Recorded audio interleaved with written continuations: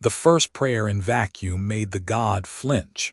Not a meteor strike, not a gun broadside, a whispered chorale through suit comms, 10 languages braided into one rhythm, while the human flagship HSS Canticle drifted beneath a bruised blue nebula.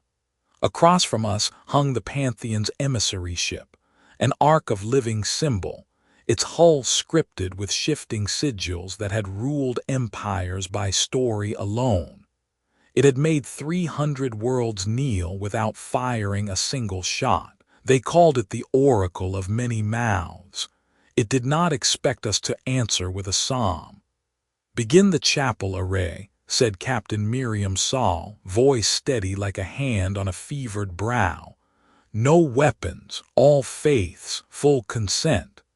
Our rack of gold filament dishes unfolded along the dorsal spine, 30 petals, each engraved with tiny, interleaving alphabets.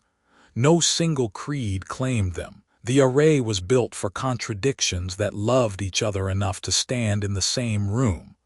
We powered it not with fear of damnation, but with promises people intended to keep when no one watched. Keep the oath, feed the hungry, refuse the lash. The array focused those promises into a clean carrier wave and sent it into the night. "Humans," said the oracle, words appearing on our screens without crossing radios, "kneel.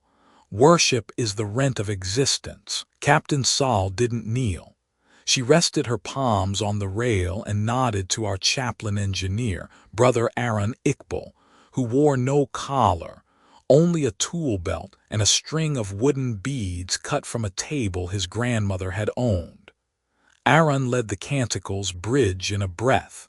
Then he spoke what we had agreed would be our first liturgy in the sky. "Let no throne feed upon a child's future. Let no miracle cost a neighbor's dignity. Let no god claim a person who can say no." The oracle's sigils hiccuped. There, like lightning behind clouds, something wary flickered. The god had thought religions were levers. We had brought a break. "Report," Saul said softly. "Pantheon field pressure dropped 8%, science murmured. Their persuasion halo is thinning." The Pantheon ran on compliance psychology weaponized across species. Our chapel array jammed it with a counter-signal, not denial, not blasphemy, but a broadcast of consenting conscience that taught lesser minds to like their own agency more than they feared someone else's wrath. Priests in armor had walked the stars for ages. What shook the oracle was a congregation that would not abdicate thinking. The oracle tried a louder voice. "The amended faiths consented for you centuries ago. Their covenants bind your bloodlines." "Then show us the signatures," Saul said, "with witnesses, with escape clauses, and with a place to bring our doubts." Doubt, the sacred solvent. Across the galaxy, the Pantheon's doctrine had filed doubt under treason. Humans filed it under maintenance. The oracle pushed harder. Its sigils swelled, threat, promise, prophecy all at once. People on allied ships felt a pressure behind the eyes, a weary urge to surrender choices to a pretty voice. Our chapel array responded with a second stanza, one we had tested in training 100 times until the words felt like clean water. "We will not worship what cannot apologize. We will not obey what will not account. We will not kneel to mouths that never eat with us." The god flinched again, and this time flicker turned to fracture. For a heartbeat, the oracle's hull lost its story and became only metal. "Captain," Aaron said, breath shaking, "the hook is set." "Then let them tug," Saul answered. "We will not snap."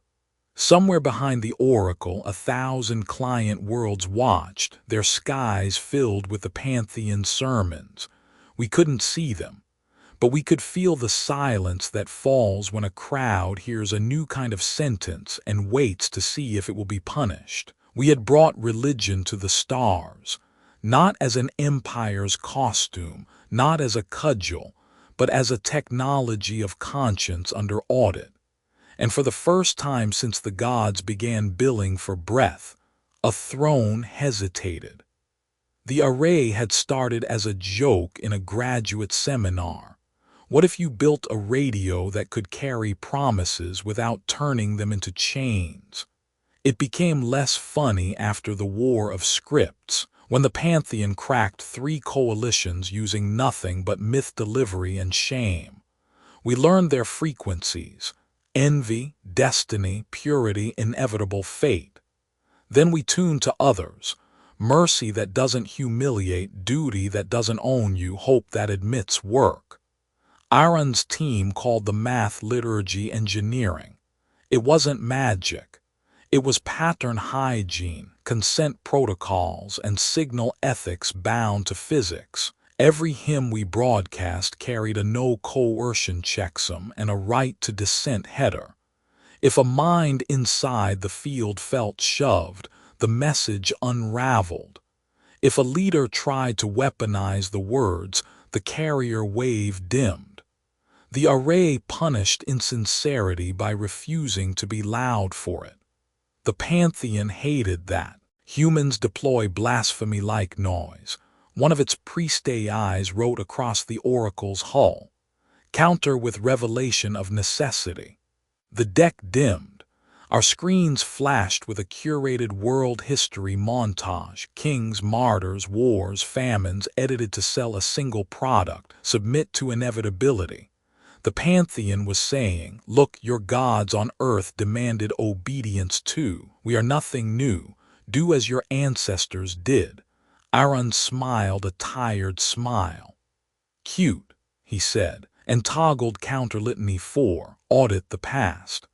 The array sent a quiet, stubborn wave across the montage.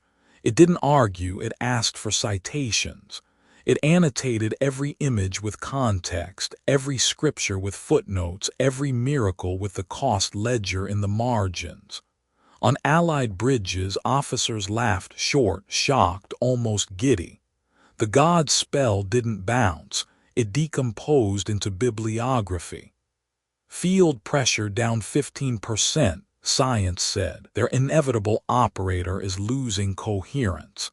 The oracle's sigils shifted strategy. Threat gave way to caress. Lay down burdens, it crooned. We will carry them. You are tired of choosing. It was not wrong. The galaxy will make you beg someone to take your choices away. That is why decent religions give you a Sabbath and then hand your choices back. Captain Saul answered with the most dangerous order of the day. All ships choose. She didn't tell us what to pray. The array doesn't work unless the breath behind it is real. On the canticle, a physicist whispered a psalm she hadn't said since her father's funeral. A marine muttered a proverb her grandmother kept taped to a fridge. A secular navigator recited the pledge of enough we wrote for people who trust no heavens. No one eats last. No one gets erased. No one gets used as a stage prop for a throne. Our hull hummed with a chorus, not harmonious, honest. The oracle reeled. Its many mouths had learned to mimic devotions, not convictions. You can counterfeit a chant. You cannot counterfeit a conscience someone will defend at dinner. Captain, calm said, voice going small in the way voices go small when they are carrying too much history. We have inbound messages from client worlds, private, whisper band. They're asking how to ask questions. Answer them, Saul said. Start with, you are allowed. Then move to, here is how to survive the first hour after you say it out loud. The Pantheon heard those whispers. It bared teeth. Its hull stoked a new sermon, judgment without appeal. It promised storms and plagues and the withering of wombs. Old tricks, effective ones. Aaron's hands shook. He toggled heretic's truce. The clause no god in the archive had ever permitted because it dissolved power too fast. Doubt is not treason. Doubt is first aid. The truce didn't mute the threat, it budgeted it. The more a leader relied on terror, the less their voice traveled. The more a community practiced informed disagreement, the clearer the signal became. On 3 client worlds, it began to rain in peace. Not miracle, just weather, because frightened crews stopped flying shock-and-awe patterns to impress a sky that had never been hungry. The oracle burned bright with something like embarrassment. Gods do not like being seen adjusting tactics. Humans, it wrote at last with a new tone that looked almost like respect. You have brought religion into our court and made it stare at itself. We brought our best, Saul said, and our worst, and ways to fix the worst. That's what faith is for. Faith is for surrender, the oracle said. Then your faith is small, Saul answered, and the array rings glowed as if the ship had learned to blush. We had planned for sermons and threats. We had not planned for an offer. Seat at the Pantheon, the oracle wrote, you become the 33rd mouth. Your array will broadcast our laws. We will tidy your pluralism into a unified right. We will bless your fleets. You may keep your doubt in a museum. A hush took the bridge. You can build a conscience and still crave a crown. Humans had toppled kings and then asked coronation to sit in their own bones. This is why we write rules. Aaron clipped his beads back to his belt and opened a file we had sworn to publish only in the worst temptation. The conscience compact, it fit on a single page. We had argued through 10 nights to keep it that short. Article 1, no pulpit without a door. Every sermon must show a way out that costs neither body nor soul. Article 2, no throne without a ledger. Every command must carry the bill in public. Article 3, no God without apology.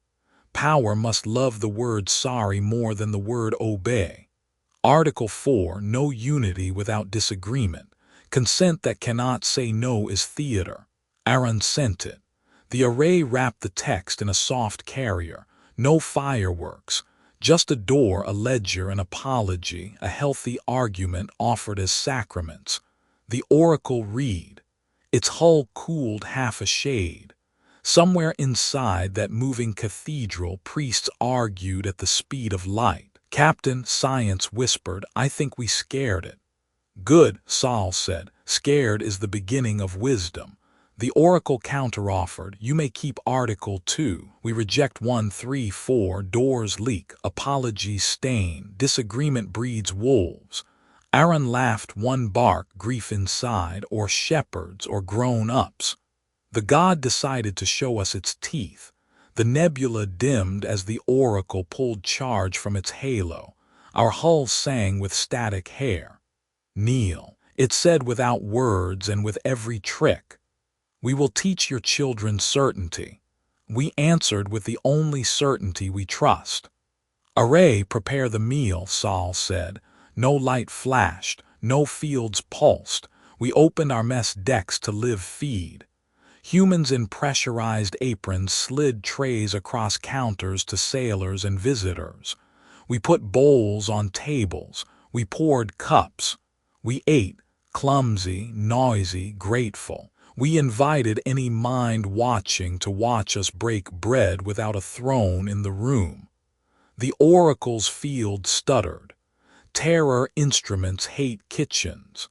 Kitchens teach a different physics, that the universe is not won by a mouth that shouts but by hands that pass. Pressure down 22%, science breathed. Their persuasion cannot land. Broadcast the invitation, Saul said. 3 words. Aaron keyed it, voice thick. Come eat first. On a pockmarked moon 6 light minutes away, a masked priest set down his rod and walked into a side alley where a soup line had formed for reasons no algorithm could quite model. We saw him only in later footage. He took off the mask. He cried into his bowl. Not because he had lost his god, but because he had found his neighbors. The oracle went very quiet. Then it tried the last weapon tyrants and frightened angels share. If we leave, it wrote, the others come, the gods that are not mouths but knives. They will not offer you chairs, they will teach you hunger with a map. Captain Saul looked past the hull at the starfield that has never once apologized for being both beautiful and lethal. Then we will make covenants with people, not idols, she said. And when the knives come, we will set tables in their shadows. The oracle dimmed another fraction. It had learned a new word in human enough. They didn't leave. They stood outside. The oracle eased back until it hung at the nebula's edge like a cathedral that had decided to be a mountain. It projected a circle on nothing, a threshold, and wrote above it petitioners. A door and no one forcing you through it. A concession big enough to break empires. Captain, comms said, client worlds are pinging. Some are already stepping across, with lists, with accusations, with receipts. Then the court begins, Saul replied, and we bring chairs. We deployed shuttles with mediators, translators, cooks, not missionaries, neighbors with manuals. The Conscience Compact printed itself on landing ramps in 100 scripts. A toddler on a dust world traced article one with a stick and told her mother, "Look, Mommy, a door." The knives arrived on cue.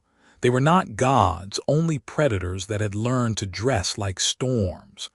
Frigate-sized raiders with shame-proof emblems and slogans that sounded righteous until you saw their supply chain. They slid toward the petition circle, eager to repossess the old economy of fear. Battle stations, Saul said, and then because we were very human, kitchen stations. Feed the petitioners before the fight. The oracle stayed outside and watched. Aaron stood at the array and thumbed a switch we had hoped never to touch. The warden's psalm, not a weapon, a boundary condition. The wave that rolled from our dishes didn't smash the raiders. It told our side how to fight. No shot without witness. No victory without an exit offered. No rage without a shepherd to cool it when it stops being clean. On our gun decks, gunners wept and fired straighter because they had been asked to stay human while being lethal. The raiders expected a moral vacuum they could set on fire. They found a moral pressure that burned hotter than their engines. Two broke off. One charged anyway. We cut it in half when it targeted a refugee line and apologized while we did it, on open band with names, with reasons and alternatives we had offered and their refusal logged. Our apology didn't make the death clean, it made the living more careful. On the nebula's rim, the oracle changed color, a slow, shocked awe. Humans, it wrote at last, you have brought religion that cuts your own hand when it swings. You have made a covenant that feeds those who will one day vote you out of their kitchen. You have frightened us. We scared ourselves first, Saul said, voice tired and bright. That's how we keep from loving the wrong things. The oracle's sigils smoothed. Then teach us to apologize. Aaron's beads clicked like small planets. We'll start with "I'm sorry I was certain," he said. Practice that one for a year, then come back for the rest. Behind the oracle, other godships gathered, some curious, some furious, some dreaming of new thrones. Our allied channels filled with invitations, warnings, recipes, laws, hymns. The circle above petitioners widened until even a frightened empire could fit through without scraping its flags. We had brought religion to the stars, messy, plural, audited, and unafraid of kitchens. And the gods, for once, stood outside and asked permission to learn. The oracle returned with a smaller voice, not weak, measured. It drifted at the petition circle's edge while our shuttles unloaded folding tables and translation slates. Petitioners queued by clan and quarrel, clutching documents that had never been safe to carry, tax ledgers, exile writs, medical refusals signed by an absent sky. Our mediators set water on the tables first, kitchens before courts. Humans, the oracle wrote in letters that did not attempt to dazzle, teach us the sentence you require.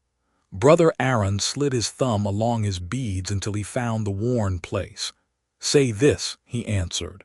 I am sorry I was certain. Here is what my certainty cost. Here is how I will repair. He looked up at Captain Saul, and the look said, if a god can do this, so must we. The oracle hesitated the way a cliff hesitates a storm. Then its sigils softened. I am sorry I was certain. The words moved across the circle and into 1,000 recordings. The tithe of firstborn intellects was a theft of futures. The exile of doubters was a theft of breath. The miracles we rationed, water, wind, rain, were not ours to price. We will repair. A hush fell twice, first as the sentence landed, second as repair began. A drought world sent a clerk to the circle with a scroll of dry wells. The oracle did not open a magical aquifer. It opened a ledger, supply plans, valve rights returned to villages, engineers commissioned on salaries that could be audited by children with chalk. It named the priest who had priced rain and took away his rod, replacing it with a shovel and a kitchen shift under the watch of the people he had starved. He cried into the stew. No one asked him to stop. Our chapel array carried the apology in a carrier wave tuned to stick in the right places, not to punishment, not to spectacle, but to follow through. Wherever the words traveled, they picked up a tale of tasks. Apology without repair faded at the edge of range. Captain, science murmured, their persuasion halo is changing. It likes receipts. Good, Saul said, we will drown it in receipts. Not everyone cheered. A delegation from our own allied belt arrived with banners and briefcases. They wore clean shoes and carried the kind of confidence that grows in rooms without kitchens. Captain Saul, their leader, said, smiling a lawyer's mercy, the array's potential is immense. We propose a licensing framework. Modulate conscience by sector, tier prayer by commerce. Aaron's hand found the rail. You want to sell a public good back to the public. We want sustainability, the envoy corrected. Without an economy, your kitchen's close. The oracle watched with a humiliating attentiveness. Gods enjoy human hypocrisy like sailors enjoy weather reports. They prefer their storms honest. Saul didn't raise her voice. The array can never be private, she said. If it is, we become the thing we are fixing. The envoy tutted. Idealism is a candle, he said, and the vacuum is vast.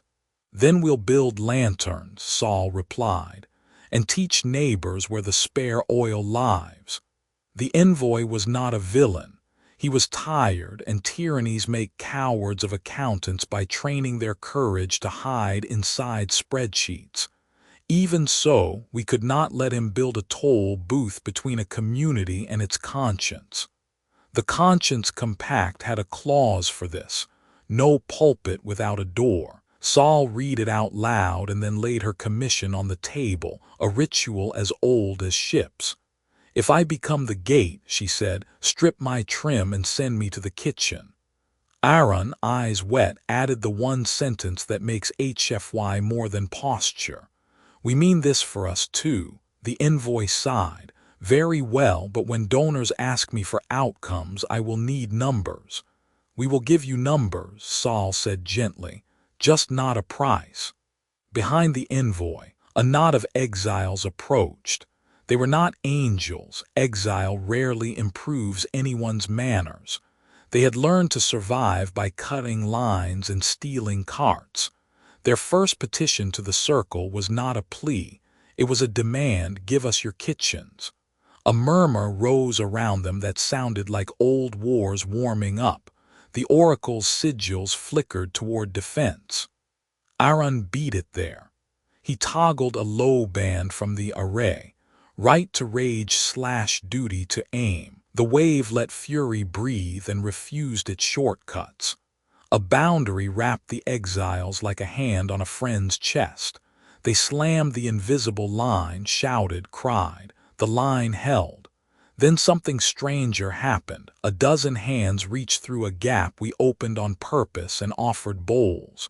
Rage ate, which is to say, Rage remembered it had a body to preserve and neighbors to meet. The oracle wrote small, "Your religion is inconvenient." On purpose, Saul said, "Convenience makes idols." An hour later, the envoy returned with an apron and a ledger. He had chosen to count stew bowls and repair tickets instead of licenses. The array made a note, "Conversion by kitchen," and pushed the pattern outward. By dusk cycle, the first God apology had become 10, then 50, then one that hurt. The Pantheon's quiet admission that it had taught its acolytes to lie to themselves first. That one rang like a cracked bell through the circle, and the people who had been hurt by those lies chose not to cheer. They let the silence work. Humans, the oracle wrote as candles, real ones, were lit in landing bays that had never seen night. We fear your religion because it is skilled at taking away excuses. Be more afraid of our kitchens, Aaron said, smiling without pity. They keep us honest between prayers. Somewhere on the rim, a predator creed swallowed its bile and sent a scout to look at the soup line. It carried a bomb as a tithe to its own certainty. The array felt the intent like a pitch in the teeth. "Captain," Aaron whispered, "they are coming to teach us grief." Saul nodded, grief already inside the nod. "Then we will teach them what we do with grief." She keyed the warden's psalm and the mourner's clause at once, and the circle braced for a lesson no one wanted and everyone owed. They called it a festival because fear needed a name that made children dare to go. Tents bloomed around the petition circle, kitchens, clinics, quiet rooms where you could sit with someone who would ask, "What do you believe when your story breaks?" The array tuned itself to hum with heretics' truce, disagreement welcome, coercion throttled. The oracle hung above like a moon that had learned to blush. Predators hate a crowd that can afford the luxury of thinking. The bomb came in a vendor cart packed with incense and splinters of idols. The bearer was a zealot with kind eyes and a dead god in his chest. He walked toward a kitchen table and smiled as if offering sweets. The array caught the frequency first, martyrdom as a counting trick, and flooded the zone with the antidote, witness saturation. Everyone turned, everyone saw. Explosions cannot buy legend when 1,000 eyes keep the bill. The zealot faltered under the weight of not being alone in his certainty. It wasn't absolution, it was interruption. He thumbed his trigger anyway. The blast went off late. 2 seconds we stole with a boundary condition, and sideways, into a safety berm our engineers had stacked, because pessimism is one of the virtues faith should never erase. Shrapnel sang into sand and steel. Pots toppled, people dove, bandages leapt from kits. 2 cooks were burned and angry, the zealot lost his arm in certainty. The oracle flared bright, vengeance loading. Saul cut across with the calm of a teacher stopping a fight in a hallway. No shot without witness. She reminded the circle and opened her mic. "I am Captain Miriam Saul. I will name what was done, who it hurt, and what we will not do because we can." Her speech did not ask for quiet, manufactured it. She named the cooks first, not heroes, people who would have to sleep near the smell of their own hair for a while. She named the bomb makers teachers and told the story of how their doctrine earned clicks and coins when boys died loudly. She offered the zealot a surgeon and a seat at a table he did not deserve yet. He took the surgeon. He glared at the chair. We left it empty on purpose. The festival of doubt did its real work in the aftermath. Lines reformed. Arguments resumed. A priest from a knife god sect and a human atheist built a water station together because the pump did not care about their debate and the people were thirsty. The array hummed Sabbath protocol across the tents at intervals. Stop talking. Chew slowly. Walk outside. Feel sun on the back of your neck if your species has won. News feeds tried to sell the blast as the point. The array refused to amplify. It boosted the cook who smiled with 24 square centimeters of new graft and said into a camera, "I will not rent my pain to your ratings. Bring beans." That's a sacrament in our church. By night cycle, the festival earned its name. Not because there were banners or brass bands, but because laughter survived and work found rhythm. Doubt did not combust into despair. It condensed into neighborliness. The oracle descended another meter, a mountain practicing humility. "Teach us to set the table," it wrote. Aaron showed it how to run a line, how to recognize when a person was shaking from hunger or anger, how to place a bowl in a hand without performing generosity. He taught it the rule that cooks learn the first week and gods rarely learn at all: clean as you go. That one stung the oracle more than apology. It had been a cathedral for so long it had forgotten brooms. Predators tested the edges all day. The array kept asking costly questions. What are you afraid will happen if you lose? What are you afraid will happen if you win? Some left. A few stayed long enough to realize their gods had been vending machines with knives taped on. Near dusk, the oracle made a choice that changed its kind. It lowered a ramp and rolled out an altar. Then it dismantled it, bolts, panels, gilt.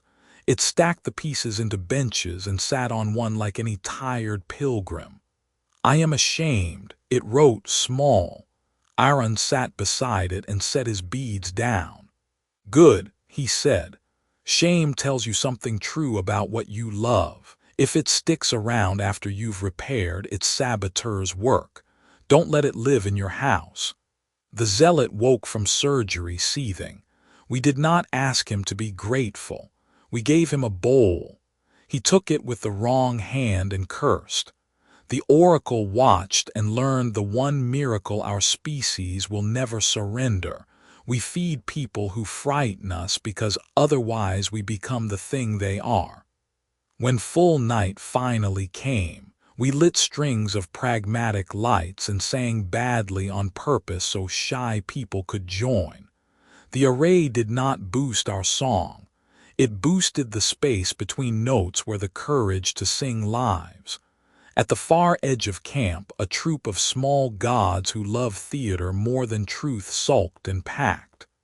"They have invented a church that leaves no throne," one hissed. Another shrugged and stole a recipe. Overhead, the oracle wrote a single word in 100 alphabets and let it hang like a lantern. Enough. The festival closed with a ritual we had not planned but recognized when it asked to be born. A child stepped onto the petition circle and said into a microphone, "I am little. Teach me to say sorry first." 5,000 throats discovered they had been waiting all day to cry at something that was not a blast. Predators withdrew to safer markets. The kitchen kept serving. Doubt kept its appointment with dawn. The gods sent an emissary made of law. No wings, no thunders. A ship whose hull was paragraphs, whose engines were deadlines. It called itself the Tribunal of Proper Worship and claimed jurisdiction over anything that could kneel. The oracle rose to meet it and did not bow. "Humans," the tribunal wrote, "you trespass. You have weaponized dissent. You have defaced sacred contracts with doors. Captain Saul stepped into the circle with a clipboard and an apron and the steadiness of someone who has made coffee for a room full of grief. "Then let us try a case," she said. "Seat yourselves, eat first." The tribunal refused the bowl. It printed a docket in the air. Counts of blasphemy, sedition, theft of tithes. It called the cooks as defendants and the zealot as evidence. The oracle shifted in discomfort. Aaron watched its sigils and knew the old reflex was back. Make the room small, make the verdict quick. Our compact forbids quick verdicts. We insisted on the slow trial. Witness, receipts, repair options, exits. We called the drought clerk and her new valve keys. We called the envoy with the ledger of bowls. We called the marine who had steadied the zealot's blood bag with hands that used to break jaws and now stirred stew. We called the priest who had set down his rod. We called the cook who said, "Beans are not blasphemy." The tribunal frowned in articles. "We object to anecdote." "Then call your economists," Saul said. "We brought ours. They can argue about hearts per hour." On screens across the system, people watched something they had not been allowed to see. A god thing forced to justify itself in a room where the only glamour came from good coffee. The array throttled applause and boosted questions. The oracle scanned its own history out loud and did not skip the ugly. Crusades disguised as weather, exemptions sold to princes, alms laundering. Its voice did not quake. That is what real repentance sounds like, not theater but accounting. The tribunal pressed its best case. Order requires obeisance. Without a single mouth at the top, the story says, the crowd eats itself. Aaron smiled as if he had been waiting his whole life to answer that line. "Order requires custodians," he said, "not kings." He pointed at the kitchen. "The line moves because people want it to. The bowls return because someone taught someone to wash. The compact is a mop, not a crown." We presented a chart that our math crew had named with infuriating accuracy, the neighbor curve. Rates of violence, hoarding, and scapegoating in zones, running heretics' truce and Sabbath protocol compared to zones tuned by fear. The numbers did not flatter us. Humans are not saints by signal. But the curves dipped where kitchens were open and doubts had chairs. The tribunal's paragraphs wrinkled. Then the oracle did the bravest thing we had seen a god do. It asked to be disciplined. "Name our fine," it wrote. "Name what we must carry so that apology does not give us a discount at the next store." It could have performed remorse. It chose to budget it. We levied no gold. We levied service. The oracle would tow refugee barges between petition circles. It would audit the compact's rollout in hostile ports. It would serve under cooks at festival dawns, using its gravitic finesse to keep coffee from sloshing in long lines. It signed. It meant it. It blushed again. The tribunal tried one last angle, sacred precedent. It cited millennia of kneeling and said history had ordained hierarchy. The array pulsed audit the past and footnoted each kneel with famine graphs and lineage loss. History did not look ordained. It looked like habit. "Verdict," the tribunal wrote because it could not bear to say we withdraw. "Verdict," Captain Saul replied because it takes work to end a habit. The compact stands. The festival continues. You may stay as witness or go as neighbor. You may not rule here. The tribunal's paragraphs trembled. Then they straightened into something almost like a bow. "We will appeal," it said, which is what bullies say when they have to learn to line up. It left a clerk on a bench and drifted away to file paperwork in a court that had just learned kitchens had jurisdiction. That night, the oracle changed its name. It painted the new letters on its own hull with a slow hand. Witness of many mouths. It kept the mouths. It retired the throne. The zealot sat at the edge of light and practiced not blowing up. He failed twice. We kept feeding him. We called him by the name his grandmother had used in a kitchen very far from here. He cried where no one could see. The array did not amplify his tears. It amplified the steady hands around him. 2 systems over, 3 minor gods asked for the compact in a private band, ashamed to lie about their curiosity. The array whispered back, "You are allowed." A market temple converted its tithe hall into a pantry with shelves labeled with a clarity that stabbed. For whoever is hungry, especially you. We did not win a war. We scheduled one less for later. And for a civilization that had learned to fear calendars, that was a sacrament. By the time the Witness settled into its new orbit, the petition circle had a permanent floor. Stone warm to the touch, ringed in drains because kitchens know about spills. We bolted the conscience compact to the gates, lintel in plates a child could trace. The array downshifted from siren to heartbeat. The festival of doubt became a market that refused to sell certainty by the pound. We called the place the porch. Not a temple, not a court, something humbler and older, a threshold where you remove your shoes and your alibis. New ships arrived like rumors that needed checking. A war god the size of a peninsula lurked at the rim, flanked by escorts who had never eaten at a table without a head. It opened its mouth to perform dread and found itself yawning instead. The array was running anti-theater that quietly awards attention to whoever is washing dishes. The war god sulked and watched the sink. The kitchens taught lessons schools avoid and gods forget. How to line up when you could cut. How to say behind, even when you want a shove. How to refill a pot without the story becoming about your heroism. The Witness learned the sacred choreography of a lunch rush and translated it into signals it could beam across light minutes. Stir now. Give them the good ladle. Ask the quiet one if their hands hurt. We cried more at that than at any apology. We built a miracle audit office beside the pantry. If your sect wanted to call rain or heal a wound or levitate a boulder, you posted the planned costs on a public board first. Who pays how much, what the exit is if it goes wrong, what the apology will sound like if it's needed. Miracles didn't stop. They got better. People stopped dying of somebody else's certainty. We licensed nothing. We trained anyone.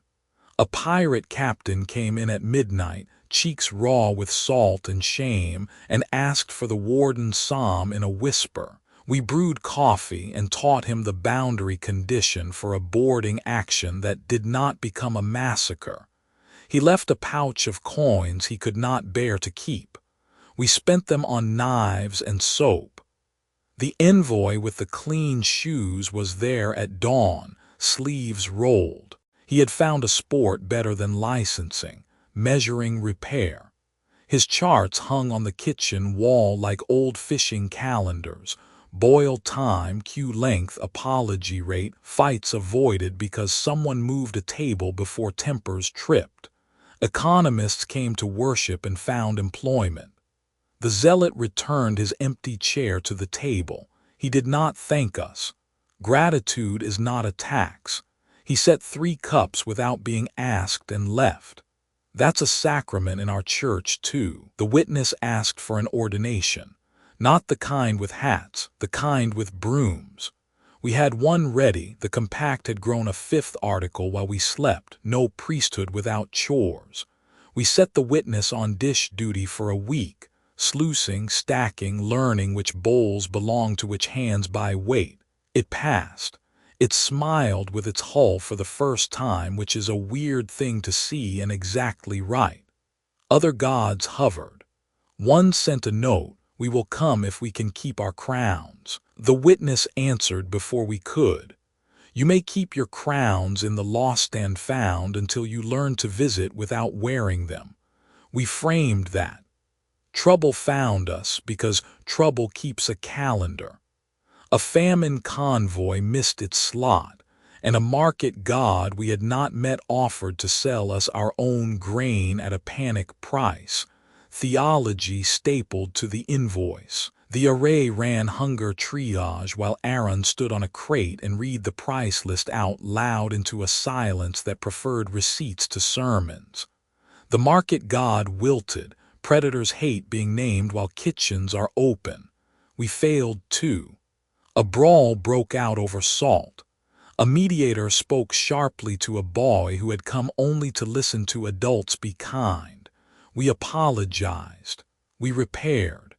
We wrote it down where everyone could see.